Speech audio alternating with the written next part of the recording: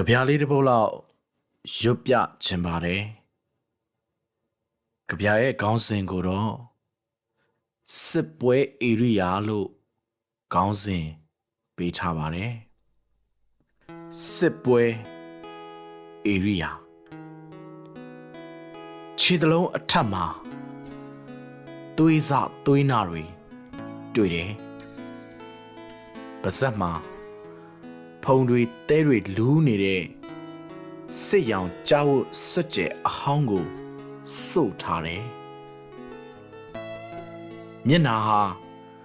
ဖူးရောင်ပြီးပုံပြက်နေတယ်ရှင်မီအင်ကြီးလက်ပြက်ကမလုံတလုံးလက်မောင်းတွေဟာညိုပုတ်နေတယ်လက်ဖြံမှာကျိုးပွန်းထားတဲ့အရာတွေ့တယ်အခင်းဖြစ်ရာတောဇက်ဟာစစ်ပွဲဧရိယာနဲ့တရွာနှစ်ရွာကပ်ရက်တနေ့ကတွေ့ရတဲ့အလောင်းလို့ခွေးတွေဝိုင်းဆွဲမှာကြောက်လို့တေချာတကြိုပေးခဲ့တယ်စစ်ပွဲဧရိယာထဲကထွက်တဲချောင်းလေးအဆက်မှာစစ်ရှောင်တချို့တဝက်ကိုတွေ့တယ်လူတွေမစုံသေးလို့စောင့်နေတဲ့အဖွဲလို့ပြောတယ်ဆက်ဆောက်ခြင်းစောင့်ပါအသက်ရှင်သူလူရိတ်လူရောင်တယောက်တောင်မျှကျွန်တော်တို့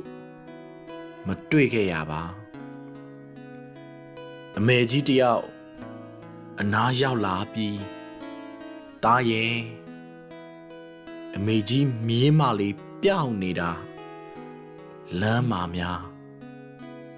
တွေ့ခဲ့သလားတဲ့တင်သူပါကျွန်တော်ရဲ့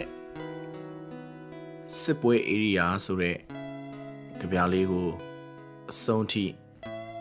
နားဆင်ခန်းစားပေးချသူအားလုံးကိုကျေးဇူးအများကြီးတင်ပါတယ်ခင်ဗျာ